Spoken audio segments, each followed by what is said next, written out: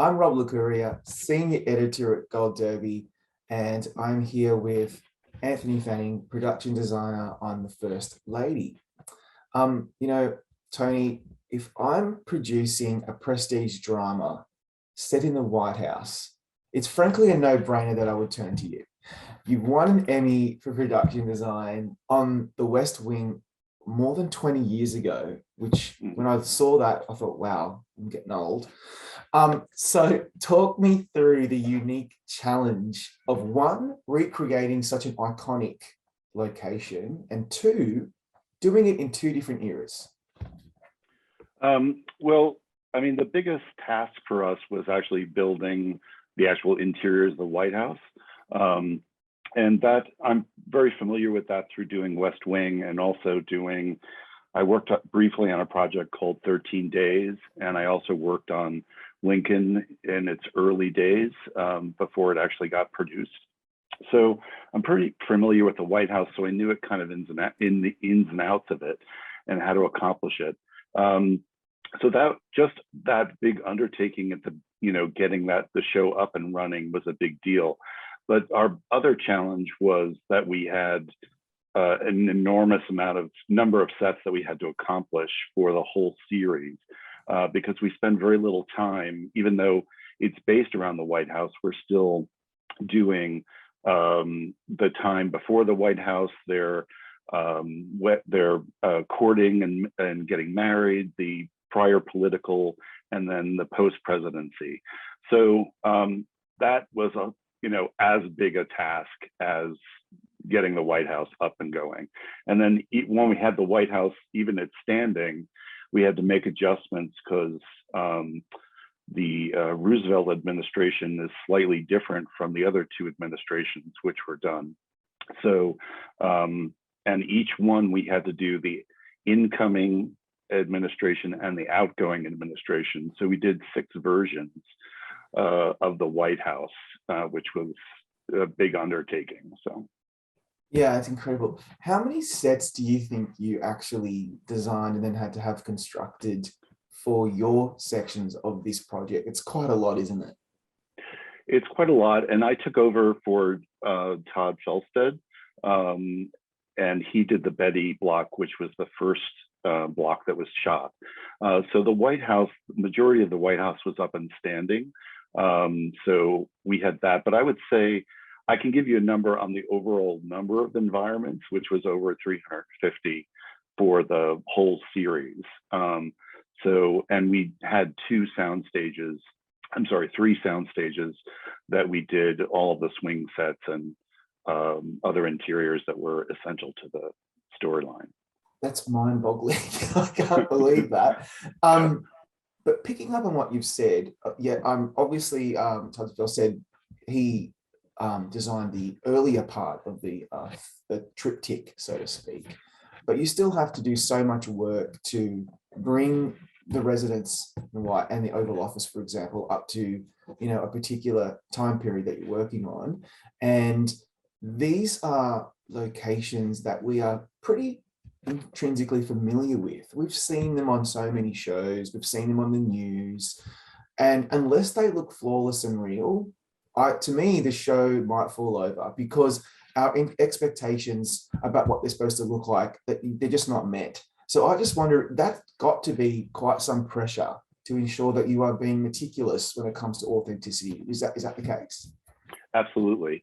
And we had an incredible research team and documentation of at least I know of the Eleanor and the Obama block. So I think the hardest was Obama because we're dealing with a recent administration and we feel like we know those people pretty well. And also there's been a lot of published information and photographs of the White House and the residence. So that was the one we really didn't want to take too many liberties with. We wanted to make it as authentic and close to what it really was as possible. So the Eleanor block for us was we had a little more leeway. All of the research that we had extensive research on the living quarters, but it was used in a different way than the other administrations were used. It was used as more of a because of Franklin's handicap, it was kind of a place for him to meet and socialize, where people came to see him and Eleanor, just because he was limited in his mobility. So it was kind of a different way of using the White House than the later administrations. We show in the later administrations. So. And I was also wondering, I mean, you've now spoken about some of the main significant differences between the different eras, but what about just generally the little details and the color palettes and the way that the sets were dressed? I mean, obviously you're working with some incredible set decorators in your team, but did you find that there was actually quite some significant differences, particularly between the Roosevelt and the Obama residences and Oval Offices? Yeah, we tried to approach that based on the biographies and autobiographies and documentaries that we saw in terms of their color palettes. It was easier for us with the Obama palette because we had color photos. It was pretty well established. They were kind of in more kind of earth tones, and there was a lot more texture we used for the Obama administration. And a lot of that, I took my cues from the interior designer, Michael Smith, who did the residence. He had a terrific book, and we also collaborated with him. He gave us some advice and help on, because a lot of the stuff was custom made, like the wallpapers and all that, and fabrics were all Michael Smith's designs. So we could imitate them or try and get them from him. And unfortunately, either because of the finances or the time limitations, we had to kind of manufacture some of them and imitate them versus actually getting the real things. But he was really great about that. And the color palette, there's very rich color and saturated color in that block. And then the Eleanor and Franklin block, we took our cue from, we kind of decided that Franklin, because of his love for sailing and marine life and being in the water, and both of them love nature immensely. So we kind of based Franklin in blue, greens, whites, and grays. And then we, we're dealing with a triangular relationship. So we decided to use Aiyana Hickok's color palette to be a red, kind of rose raspberries. And then Eleanor was a mix of the two. So we had her in lavenders and light roses and stuff like that. So it's kind of a subtle idea, but it actually shows up in when you're cutting back and forth between the different ladies. You see it distinguishes the block and that administration. So absolutely, because that was one thing that I was looking out for, is when we're cutting back and forth, apart from seeing the actors themselves and the costuming, the sets and the colors, they need to be distinguished from each other. Otherwise we start to get lost. And so your job is so critical to that.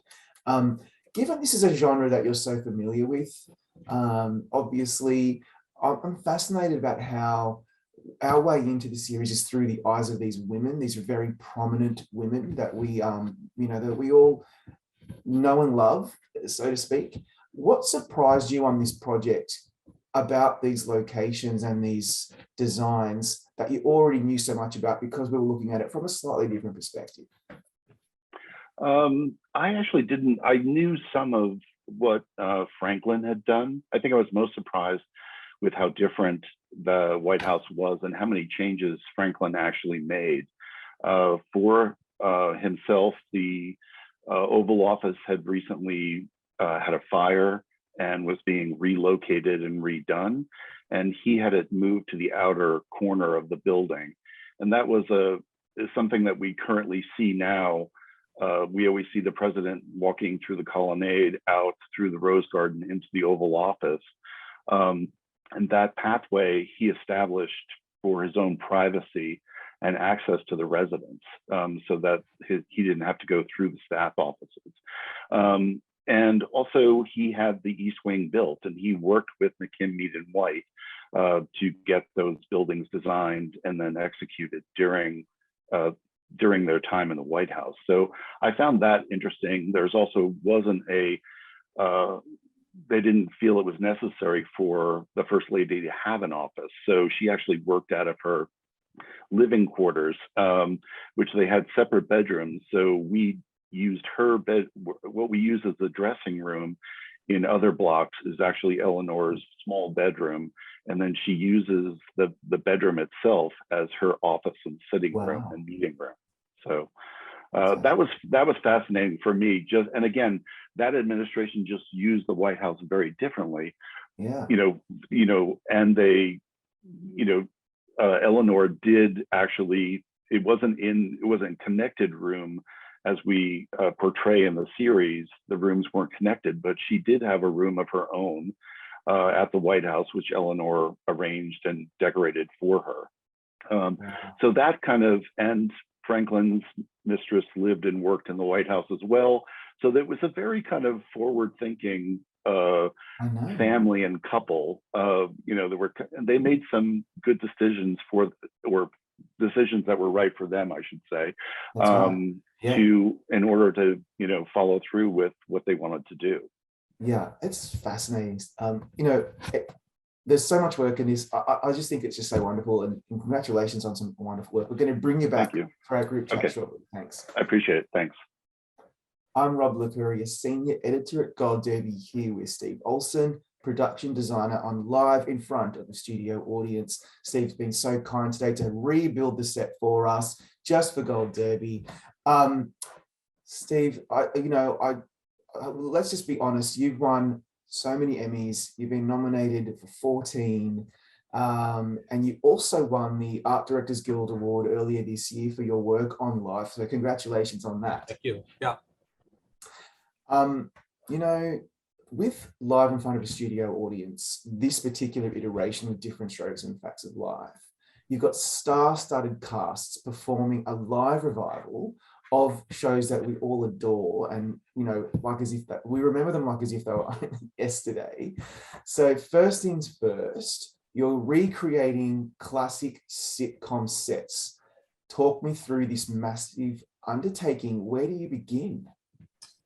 Well, what we did on this and what they did in years prior is just go through the old videotapes or on YouTube and really just screenshot every possible angle of the set and every detail, architectural details, furnishings. We just screenshot everything.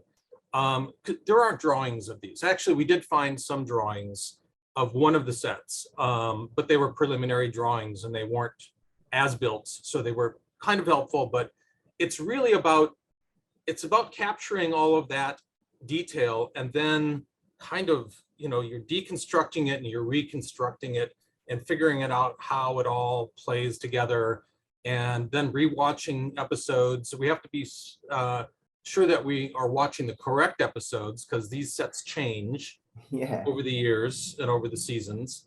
And then we just, I have a team of set designers and great decorator who, just recreated all this detail that you can see, this amazing amount of detail. The Different Strokes Drummond living room was really the pièce de résistance of both of these shows together. So much architectural detail. And then the challenge is, finding all this. A lot of the stuff was sourced from studios back in the 70s, early 80s. A lot of the studios don't have these shops anymore, where these amazing plaster shops, or if they have them, they're reduced. So we had to look for other sources for all of these intricate details, these three-dimensional moldings, the staff molds. And as Tony was mentioning in his segment, these wallpapers don't exist anymore, or they're impossible to get. So we printed wallpapers, we printed flooring. Since that technology exists, it's sometimes just easier and better just to have a graphic designer lay it out, lay out the flooring, and then print it. This wallpaper we did manage to find at Aztec, which is one of the big wallpaper companies that service this industry, and so we were able to source this one. The kitchen wallpaper we had to create from scratch.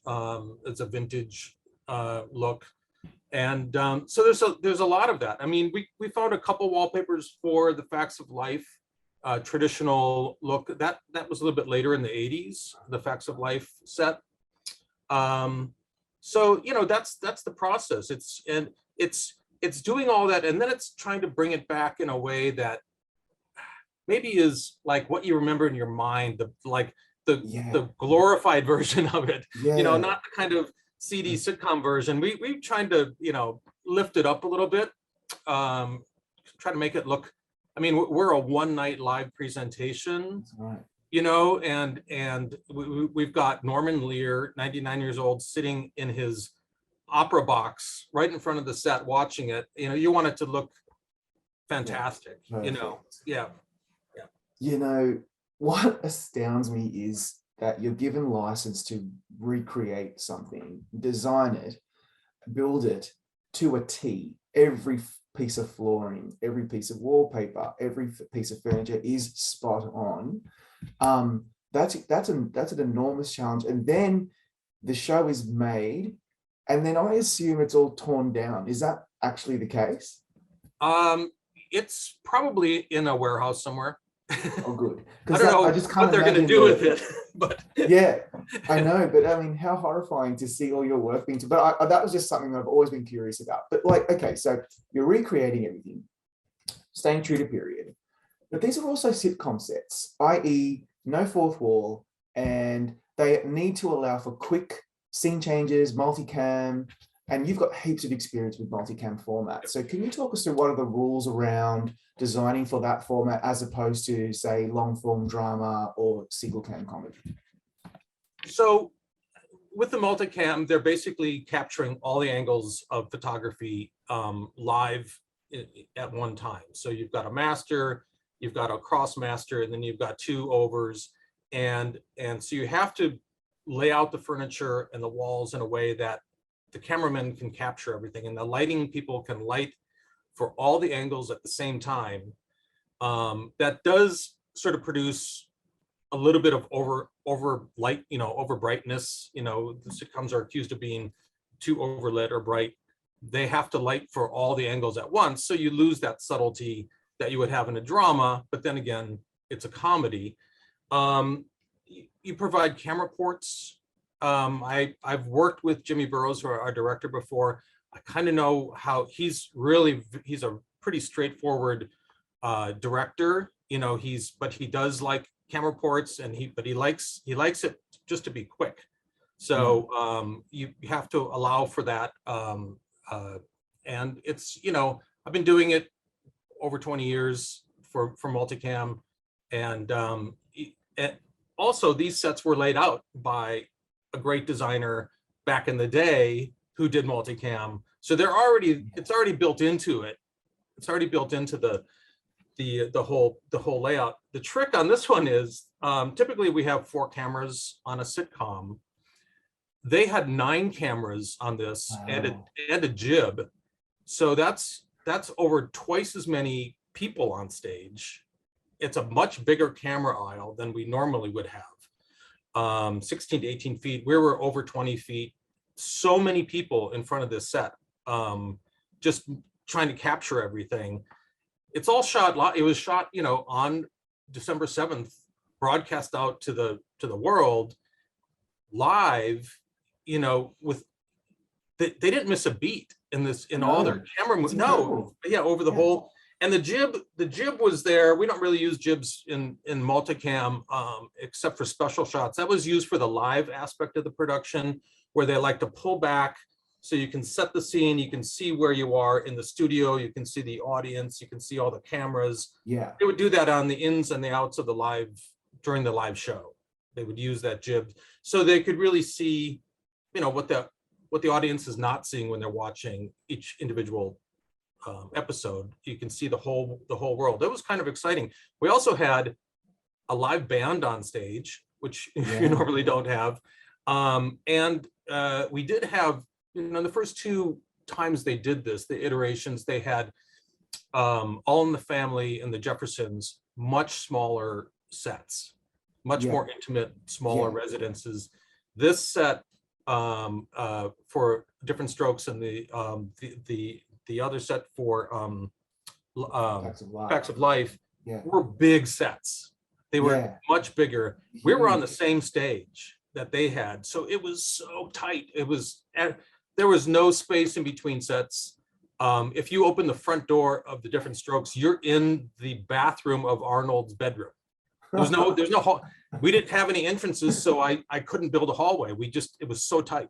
That's incredible. Yeah. You should be so immensely proud. I'm just remembering and looking back, those chandeliers. It's beautiful work, Steve. Congratulations on that. And we're going to bring you back for a group chat shortly. Fantastic. I'm Rob Licuria, senior editor at Gold Derby, here with Bill Groom, production designer on the marvelous Mrs. Maisel. Bill, I read that because of the pandemic, production was not able to return to the locations that you had used before and the sets you had used before, and you had to recreate and reconstruct them. That's astounding. Is that true? It is true. I'm trying to think. I think it was just one of the major sets that we decided to do on stage. And it was originally a house in Forest Hills, Queens. And we had shot in the whole bottom floor of that house, having created a kitchen. And we had drawings from all of that and all of the paint samples and everything, and a lot of photographs. And so we created it on stage because we weren't going to be able to park trucks on the street in Forest Hills. Weren't sure whether we could even go back to that location at the time that we needed to make the decision. And that's what we did. And it involved creating the interiors, and then also the yard outside, the sidewalk up to the house, the street in front, and a backing with the houses that exist across the street at the real location. Yeah, I read that and thought, no, surely not, because there's no way that we could tell the difference. And so, I mean, when that was all done, I mean, surely you must have had a moment of patting yourself on the back and the team just saying, you actually accomplished that. It's incredible. Yeah, it's pretty successful. And I don't remember cutting any corners on it, actually. I think we worked from all of the surveys and drawings we had of the location and recreated that on stage, including a curved staircase that we were allowed to go to an outside vendor for that, and a company that specializes in curved staircases, and they helped us with that. Wow. Now, the other really impressive work you did this season, and people always want to talk to you about this, obviously, is in terms of scale and authenticity, is Midge's Burlesque Club, the Walford. So instead of just building little parts of it, no, you decided to build the whole theatre, including the balcony, the backstage areas. To me, that sounds completely insane on paper, but it really pays off because those scenes in that club are so immersive and feel so real. Why did you decide to take on that undertaking in that way by just building the whole damn thing? Well, it's funny. I've said to Amy Sherman Palladino, our showrunner, who's a showrunner with her husband, Dan Palladino, I've said to Amy that she's never seen a 360-degree angle she didn't like. And that's kind of the way she shoots everything. And I figured that out on our first season when I had dressed a street, from one corner to the other, and dressed and created what we had talked about. And then when we got there, we were spinning the camera around, and I didn't do that again. And so it's interesting that you say that it works well, because that's the way it's designed for the way we shoot. And they did collaborate with us. I mean, it's obviously an expensive set, and we were under pressure to come in at a certain number. And Amy and Dan worked with us to let us know that we weren't going to see a lobby, and we weren't going to see this, and we weren't going to see that. And so basically we created what has been seen on screen, and nothing more really. I think we've shot pretty much every inch of that set. Yeah, which is good, because otherwise, you know, a lot of work is done and then we don't end up seeing it. Yeah. What's it like when you build something like that and then you do finally get to see it on screen, the way it's lit and shot, and the way the actors and the extras inhabit that space? What's that feeling like? Is it vindication? Are you just satisfied? Talk me through that, because I just can't imagine seeing your work utilized in that way. Well, it's funny, I'll reference Amy again. At some point, I said to her, it may have been that set, I don't recall, but because we're now into our 5th season doing that show, so we've worked together quite a lot.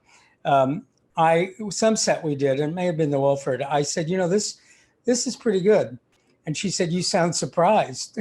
And I said, well, we kind of go on instinct, you know, and intuition, and you think you're doing something you're going to like, but you're not always sure. And so when you see it finished and you see it on screen, it is some kind of, it's gratifying to see that and to know that you've made the right choices. And I'm sure there are always choices that you could have made differently, but I don't dwell on that too much. So I'm happy when I see that something works. Before I started doing television, which is 10 or 12 years ago, I remember going to crew screenings or premieres of movies that I'd worked on, and occasionally sitting there this months later, looking at it and thinking, wow, how did we do that? And you do it by just taking one step in front of the other. There's an old proverb that walking makes the path, and that's kind of what you do in this business. I think you just start walking, and the show kind of along the process. One of the things I always find exciting is that the show, whether it's a movie or a TV show or whatever, kind of reveals itself as you start to make choices, and choices work and colors work, and then you base the next choice on what worked before, and keep moving forward. Yeah, and you know, just for the viewer, we don't really even fully appreciate what you've done sometimes, because we see the house, we think you've gone back to Forest Hills, we see the Walford, we think, I wonder where that is that somewhere in Boston? Who knows?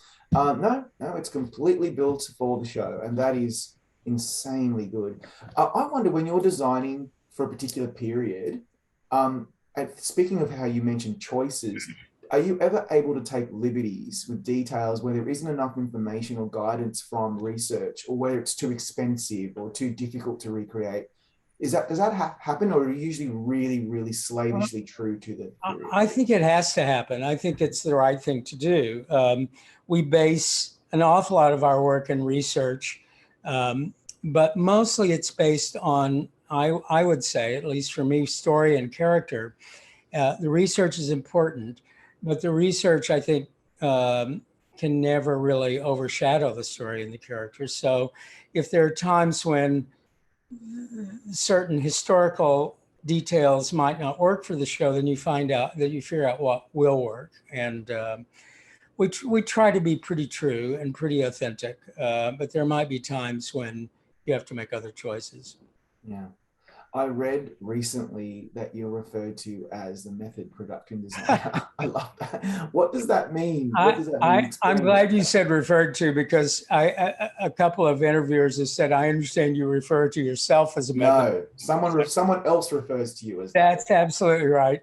I think they found me sitting in the set, having turned on the lights in the studio. And I will tend to, when the set gets far enough along, I'll tend to walk around, go through the doors, sit at the dining room table, sit at the sofa for a while, just sort of get to know the location and the way that the actors have to know the location. And, occasionally you'll see things you want to change a little bit, or something that might work better for an actor that when it was just on paper, you didn't really see. I just think for me, it's an important step in the process. Yeah. I remember one time years ago, I was doing a movie and I was talking to the set dressers about doing something, and they had worked with me before. And one of them said, okay, tell us what your grandmother had. It's And so I think we all, as designers, pull from our own experiences, not just research on characters and research on the period and all of that, but also your own emotional connection to the environments. Yeah. Well, Bill, I think you're doing something right. You won 4 Emmys for Boardwalk Empire. You've been nominated 3 times for Maisel. You won 2 ADGs. I have a feeling we're going to see you on the Emmys red carpet. 3. I have a feeling we're going to see you on the Emmys red carpet soon. So we're going to bring you back for a group chat shortly. Oh, thank you so much. I'm Rob Licuria, Senior Editor at Gold Derby, here with Laurence Bennett, Production Designer on The Offer, an Oscar nominee for The Artist in 2012. Laurence, you recently wrote the following. I just want to read this out. I think it's really fascinating. Few movies come wrapped in as much lore and myth as The Godfather. Don't I know it? It's the dividing point in the before and since of modern American cinema. And the story of its difficult birth has generated so much discussion about responsibility, input, stewardship, alliances, and enmities. That's fantastic. This film means so much to me and my family and millions of people around the world. Talk us through what it meant to you personally and professionally to pay homage to the way that the legends behind this film were able to bring it to life. Sure. Obviously, I mean, it's one of the icons of modern cinema. I felt a tremendous responsibility, and the first time they called about seeing if I was interested in designing the project, I told my agent no, I was not interested, because I felt like there was great risk involved with messing with the classics. It'd be like, do you want to redo The Bicycle Thief? No. But they called back a few weeks later and said, well, read a couple of the scripts, which is all they had at the time. And I have to say, I found it just incredibly entertaining. I was not familiar with Al Ruddy's involvement in the project. I knew a lot about the nasty behind the scenes stuff that went on, the difficulties of making the show, but I wasn't familiar with Al's perspective, which is particular and very funny. I've just found so much humor and so much humanity in all the individual stories. I mean, everyone had so much at risk. Everyone's investment in the project was incredible. And I think each of those people's interests and concerns are honored in telling the story. So you mentioned that you had some hesitation, which I'm glad you said that, because otherwise I would have said, I don't believe you, because surely there's got to be hesitation on something like this. Then you obviously are intrigued by the concept, and you read this couple of first scripts and you thought this is going to be really great. So you take it on, but then what's the pressure like to then when you realize you're in this now and you have to deliver something that we all, many of us, are very familiar with, and it needs to be right on point. So what was that pressure like? Were you having sleepless nights? What was it like? I would just say that, I admire Francis's work tremendously, and Dean Tavoularis is one of my idols. And I was around him a little bit years and years ago. I have tremendous respect for him and learned a fair bit from him in the short bit of time we spent together. You put your head down and get to work. As far as I'm concerned, I needed to put together a team of people whose judgment and experience I trusted and get out of their way. Lead by example of the kind of research that I felt was necessary into all aspects of the picture, not just architectural and cultural, but all sorts of stuff. Just got busy with it. And it was such a fire hose of scenery that came at us the entire time that it wasn't really enough time. Let's just say it was easier to keep busy and keep in action rather than be frozen by terror. Yeah. Okay, so let's get into some of the detail. How on earth did you manage to recreate late 60s, early 70s New York, including Mulberry Street, for God's sake, LA, Las Vegas, and even Sicily, all within the confines, apart from some second unit, in modern day LA? Talk me through that, because that sounds insane. Obviously, that was the biggest concern, the biggest challenge. There had been pressure on them to do The Godfather, if not in St. Louis or somewhere. It was mooted to Francis at some point that they do it at Paramount. And Dean took a look at the New York streets and backlot and threatened that if he was made to shoot there, he would add 2 stories to every building. You know, only having studio backlots as access and the little fragments of downtown Los Angeles that you can even attempt to use as exterior New York. That was one aspect, but just during period, Los Angeles is tough as well because Los Angeles has not been very kind to its culture, its architecture, and it thinks nothing of paving over or just raising anything. It feels like so, no matter where we had done it, had we even done it in New York, it would have been very difficult to do the New York bits there, and the Los Angeles bits impossible. So, you know, it meant finding sort of the essence of what we needed to get across in each environment and finding a take on it and trying to stay true to that.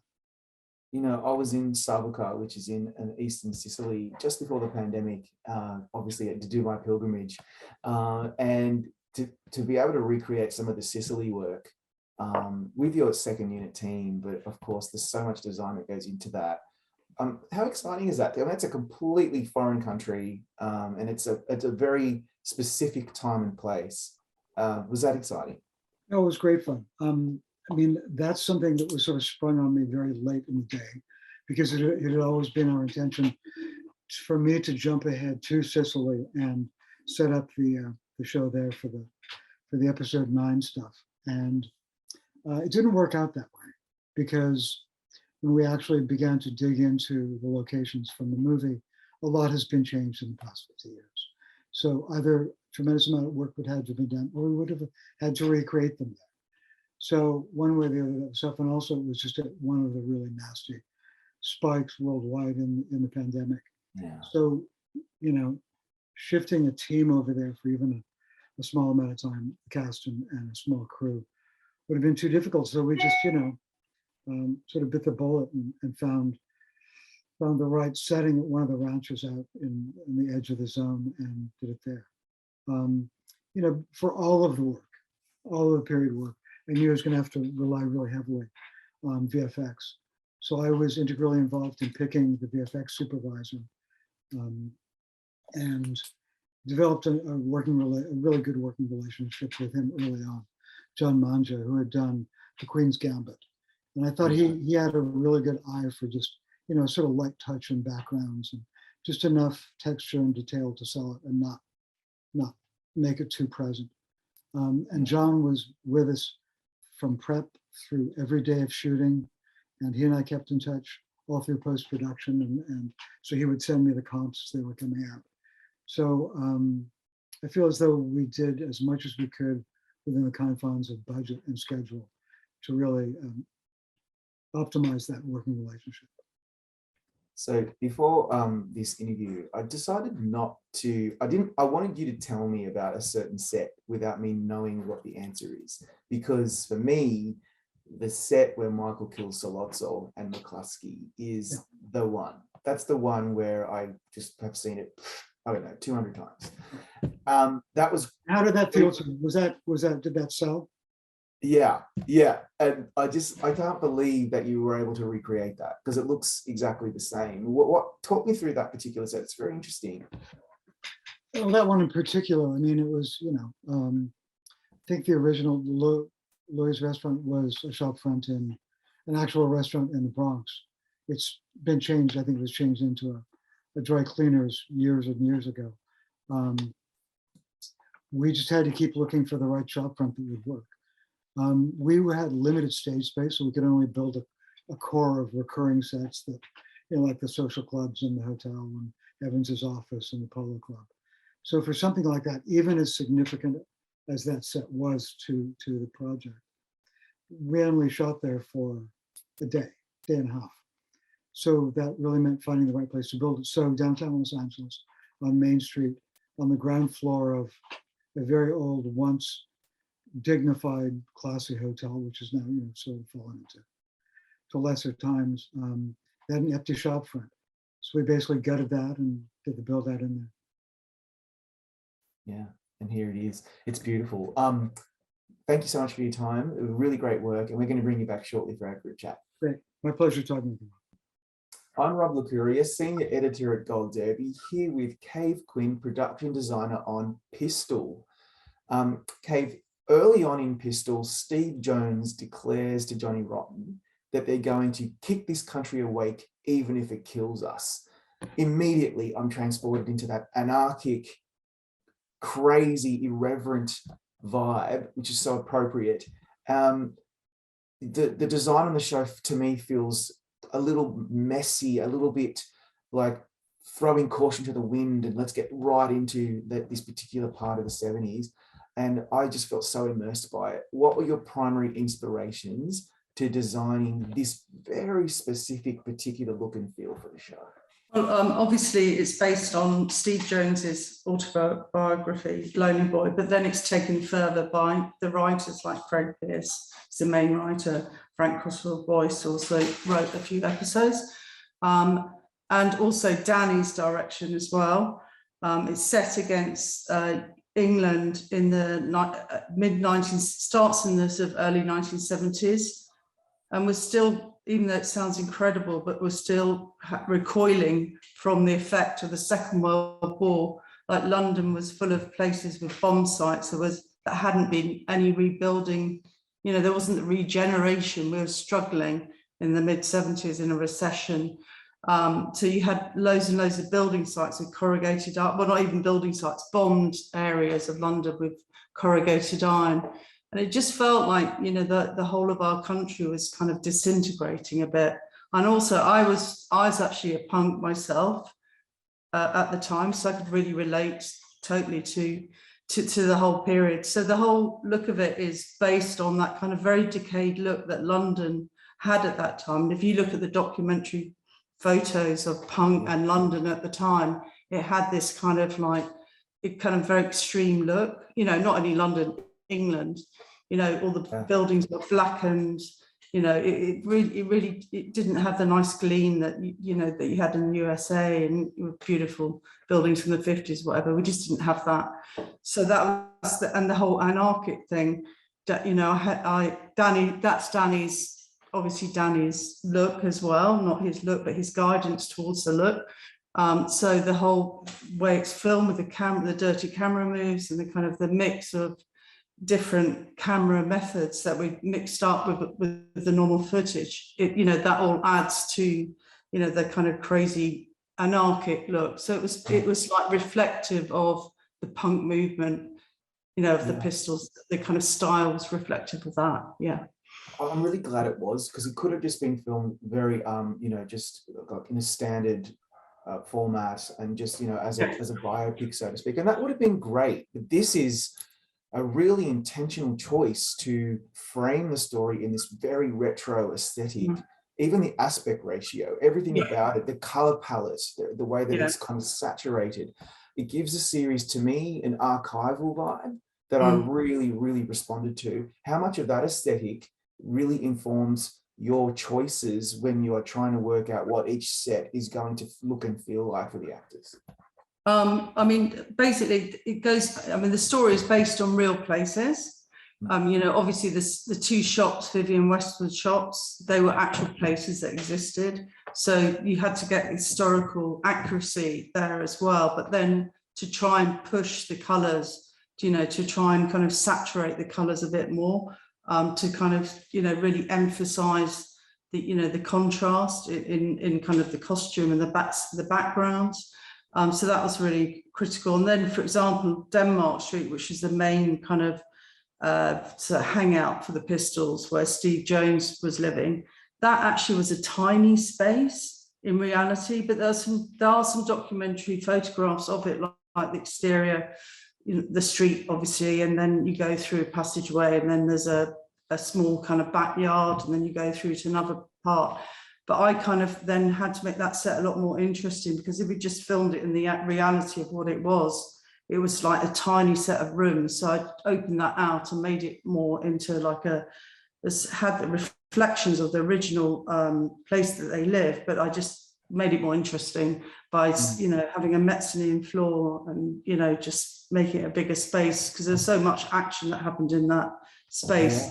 it had to have lots of different layers to it, really, you know, which weren't there if I just recreated it from the reality. So yeah.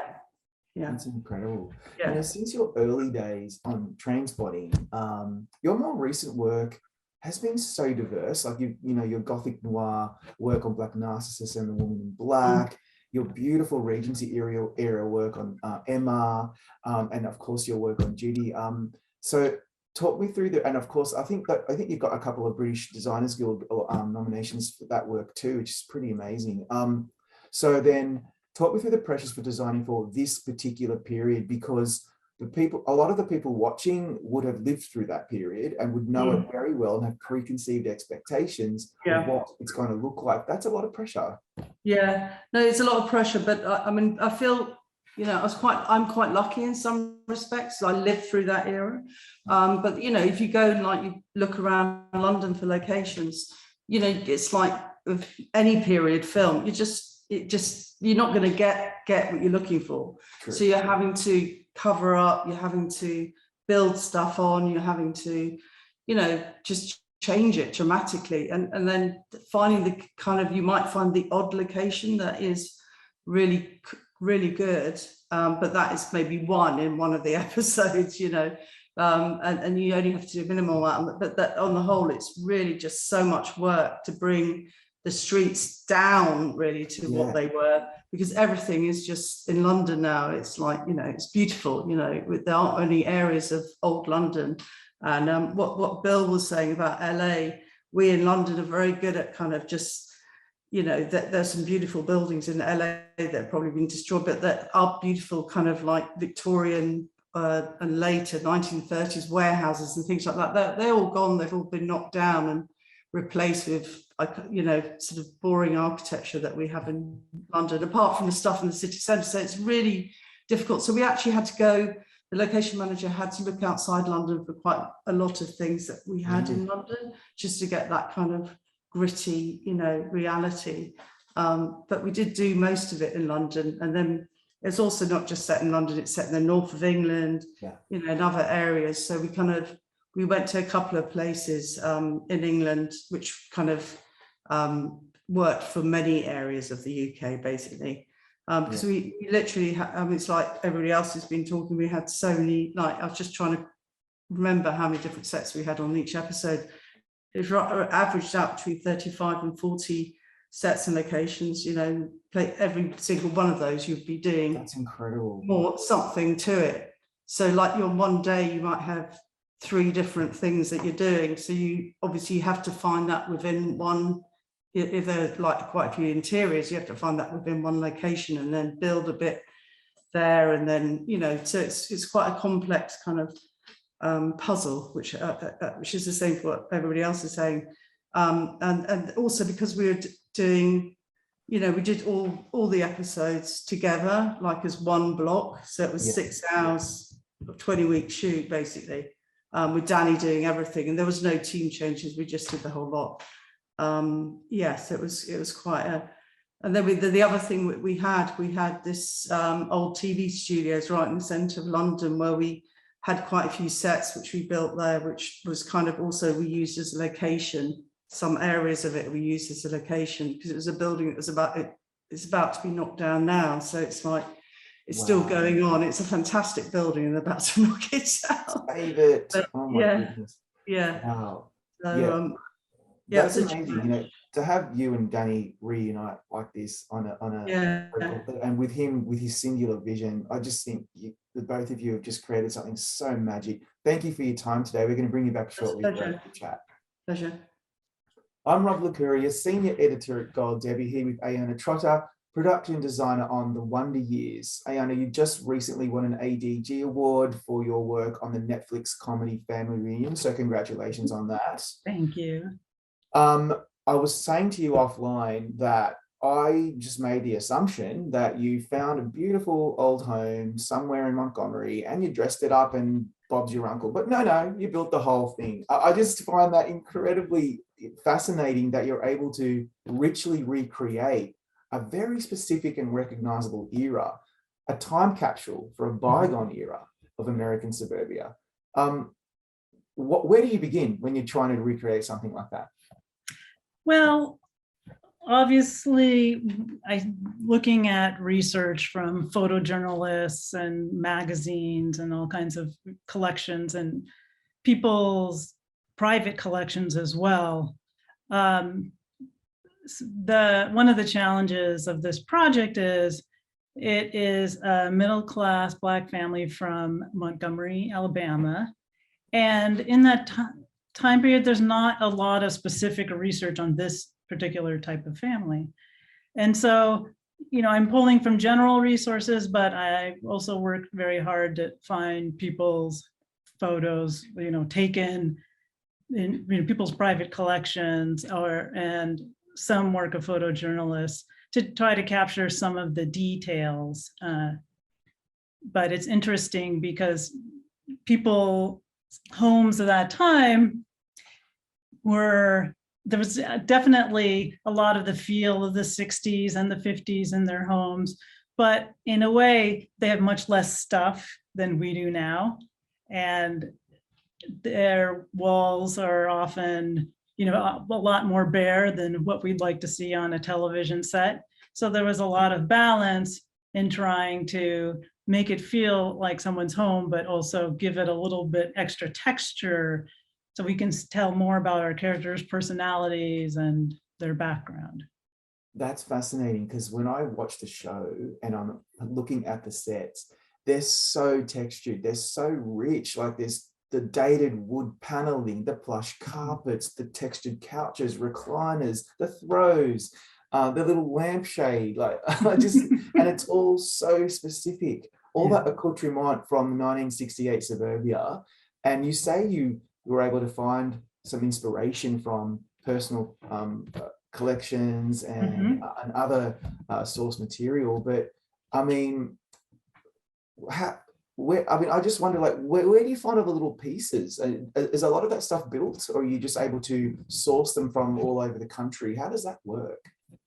Well, we don't build very much. We are a half-hour television show, so we have a 5-day shooting week.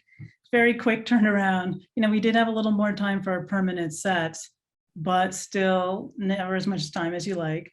Our set decorator Andrea Doyle, for a permanent set, she combed all of Georgia, went over to Alabama. We even had a shopper pulling some things from Detroit.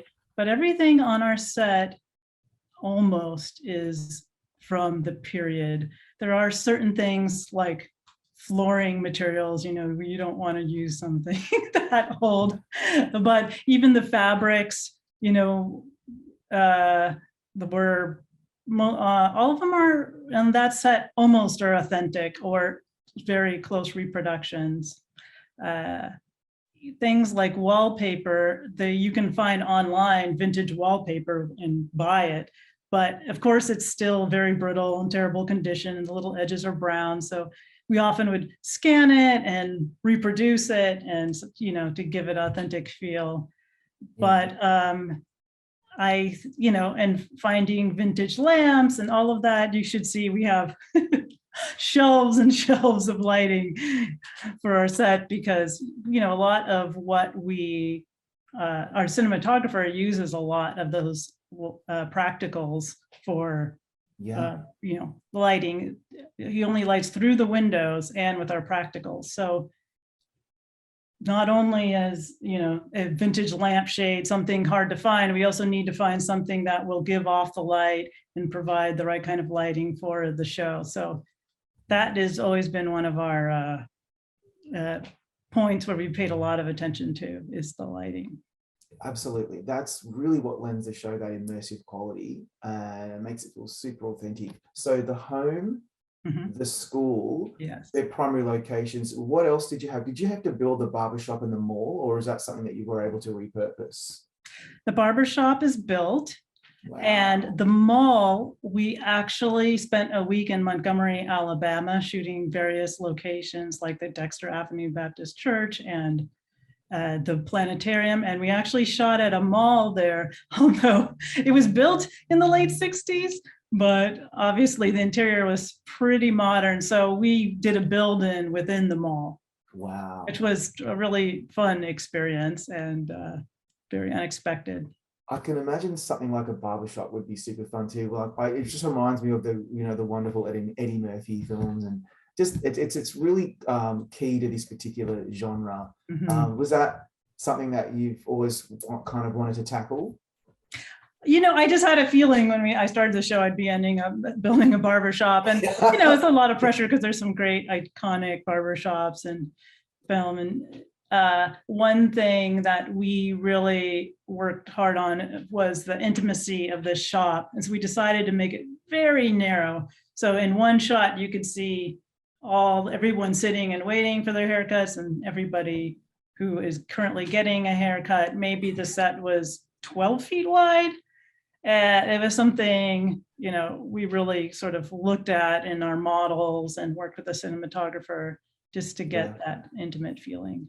I've sat in a barbershop many a time, and I know that vibe. It's a particular vibe.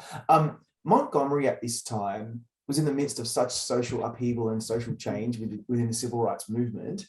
And that's obviously a through line in the narrative on this show. And it's something that, audiences want to see. How did your designs perhaps reflect the shifts in the political and cultural landscape in the South at this time? It is a little right in our, for the school set, for example, school segregation is over, and they've begun the process of school integration.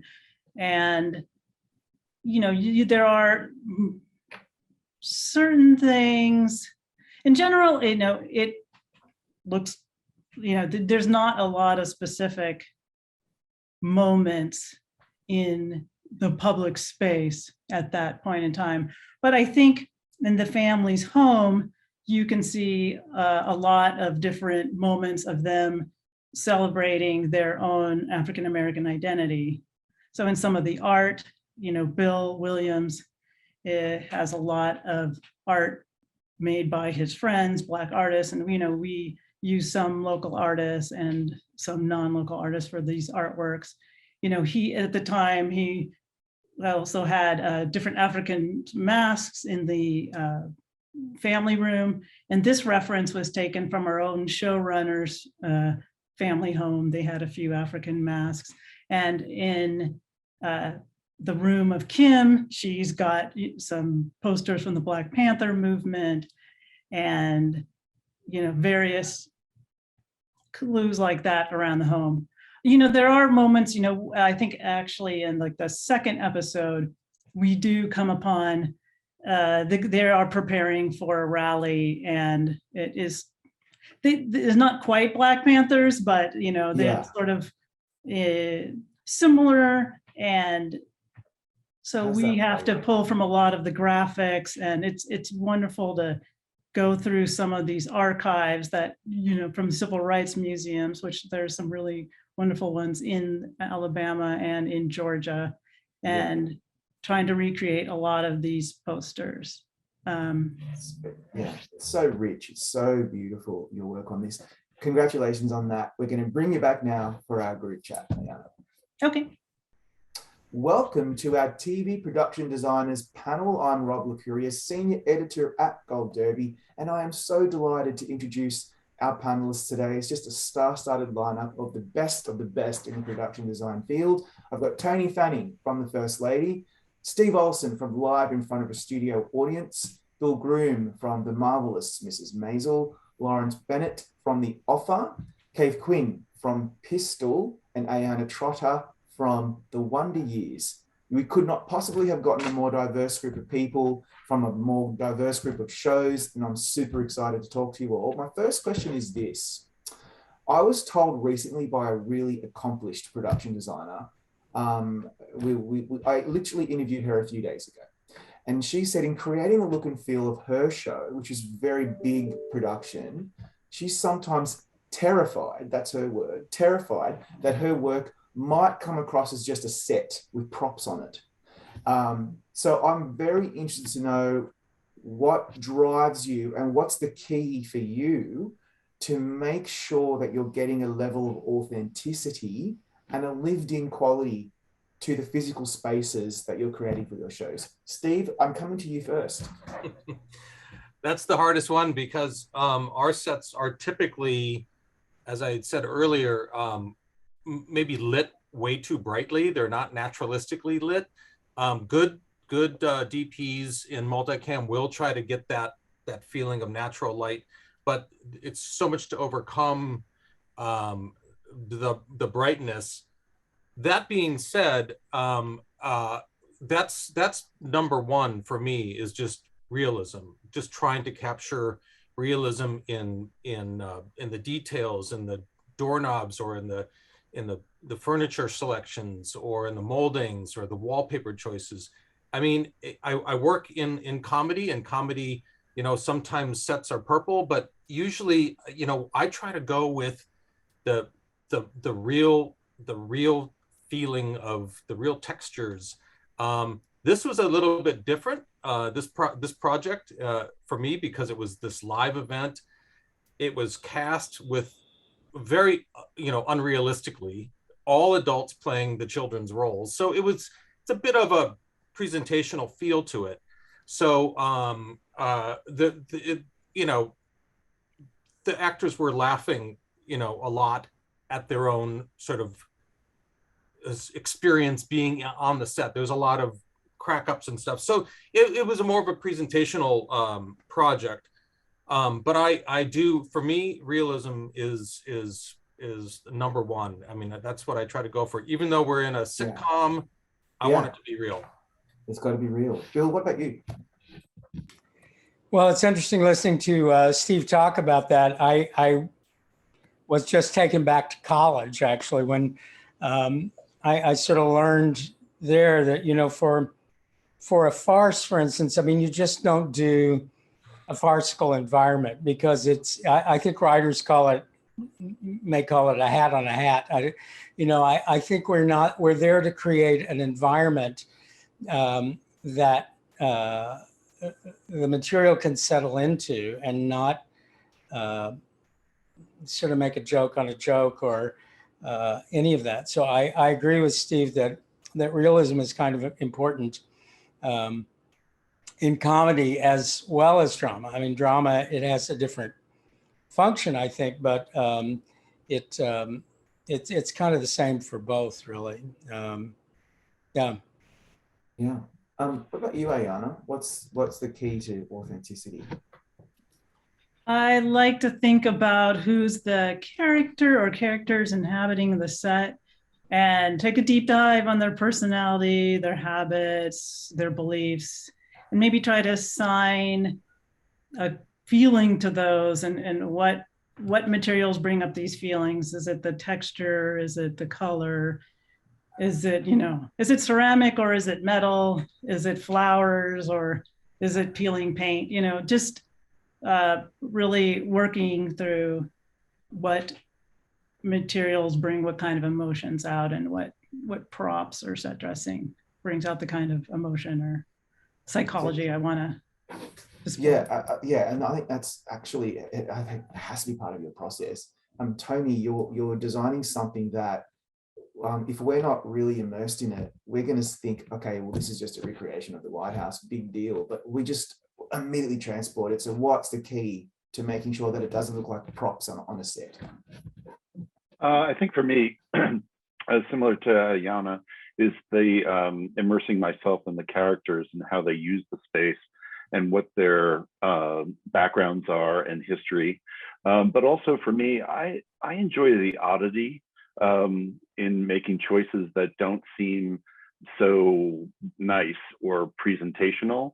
I really try to find little details. Like, I had this kind of debate about radiators and pipes in the White House that were in the research for the Roosevelt administration, and the director questioned it, and I just was like, that's what's going to make the set just slightly more real and more believable and less set-like.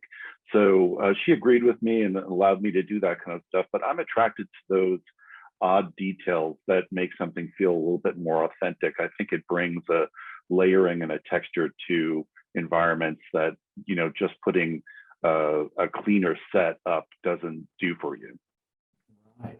And Kave, you're creating something that has to be appropriately anarchic. If it's too polished, then I'm just like, no, I want it to be more messy. Talk me through the authenticity. Well, if you look at a building that's been there for a while or anything, a structure, it's never going to have true lines. The building has moved, so the window won't be totally straight, the wall might be slightly bowed. There's character in the actual environment. So I make sure that I try to build that into every set that I do. And sometimes, for example, actually not so much in Pistol, but in other films that I've done, rather than making a window, I might try and find like a beautiful crystal window or something that kind of gives it that kind of, it's had that wear and tear, it's had that character already put into that structure, that piece of architecture, with the architectural piece that you're putting in the set. So stuff like that is really critical to me, that gives the bones to the building. And then on top of that, it's obviously the layering of your set dressing, how long is that wallpaper, is there another wallpaper that's underneath there? Is there, you know what I mean? There's a history there, as well as the history of the people that have lived in it. So all those things add up to it becoming something that's real. Yeah. That's fascinating. And then Laurence, you have the extra added burden of you're creating sets of sets. So how do you make them look authentic and not feel too proppy? Well, the number of sets within our show that were sets from the picture are actually relatively few. True. The larger focus was on the environments that are behind the scenes that no one was aware of. I think other people have touched on the illogic and the unexpected that you find in actual architecture, which is just what makes it interesting and takes it away from being plain boxes. I know that on a lot of scenery for this show, we talked about the backstory of the environment. A great example being Joe Colombo's Social Club in Carroll Gardens. It needs to be a real contrast with Carlo Gambino's place down on Mulberry Street in Little Italy. And the story that I came up with is that at a certain point, a couple of years earlier, Joe had happened upon a neighborhood bar there that he took a fancy to and encouraged the owner and patrons to move on down the block. And he commandeered the space and made it into his social club. So that gave us a little bit of visual history for that space that we could layer in before his presence. That's fascinating. I've got one more question for the panel. It's something I always love asking, and that is, looking back over the years, what's a film or a TV series that you hold up as the gold standard in production design? Something that you love, that you watch over and over again, that you just think is the best of the best. No pressure, but I'm going to judge you now on your answers. No, I'm kidding. It's whatever you want to say. Now, I really want to hear, I want to stick with Laurence. I want to stick with you. What do you hold up? And you can't say The Godfather because that's mine. I'll just make it easy and scattergun. Anything by Fellini. Oh yeah. I mean, yeah. So much. There's so much to unpack. It's this world that encompasses reality and fantasy, and it's just so layered and so captures the happenstance of life in Italy. So. Yeah, beautiful. What about you, Bill? That's a really hard question because I just don't. When I'm watching a movie or TV show, I just don't sort of look at the work or the technical work. If I'm drawn into the story, it's great. If the work that the designer does is really terrible or really good, it's kind of noticeable. But generally, I just don't look at it. Anything that settles into the story and helps make it work is what works for me. Okay, that's fair. I think that's a fair enough answer. What about you, Aiyana? Well, the best of the best is very hard, and what I like at the moment always is changing. So it's hard to say the best of the best, but a show that's on right now that I'm really enjoying the production design of is A Handmaiden's Tale. Oh, so good. It's so impressive, isn't it? Yeah, beautiful work. Steve? Wow. The best of the best. That's difficult. I would say there's a movie that I've probably watched more than any other movie, and it's going to be sort of corny, but I love Blade Runner. Oh man. Just the visuals in Blade Runner, I just think it's fantastic, and I can watch it over and over. Yeah, and it's so it's so transformative, and also it's really been so influential in the genre. Absolutely. Very much so. Dave, what about you? I'm going to be really obvious as well. I'm sorry, I just love Kubrick films, Barry Lyndon, and yeah, I just love. I mean, that's Barry one of my Lyndon favorite is, films actually of his. yeah, Yeah. like The Shining and For The Shining, I mean that is one other favorite, but I think Barry Lyndon is my top one. yeah, it was such beautiful. And work. just like the different films that he's done, and Yeah. the look, 2001, and just like so many good ones. Such great work. And Tony. Sorry to taken mine, but I was originally inspired by The Godfathers 1 and 2. And Dean's work was a huge favorite of mine. But I also, again, same as Cav, I love Kubrick's work. I couldn't say enough about The Shining. It was like such a great project, and I just loved how the production design worked in it. And there's, they're really solid, subtle environments as well, which I enjoy. Yeah, so good. I love all of those. My favorite is Jan Rolf's work on Gattaca. That is being that really influenced so much of cinema after that. It was pretty recent, but look, while we're here, I'm so grateful that you all made it to this panel today. You've all done such beautiful work. Thank you for your time today. I hope to see you on the Emmys red carpet. I have a feeling we're going to see all of you. And and I'm looking forward to seeing more of your work to come. And thanks again. Thanks so much. Thank you. Thank Good you. seeing you all.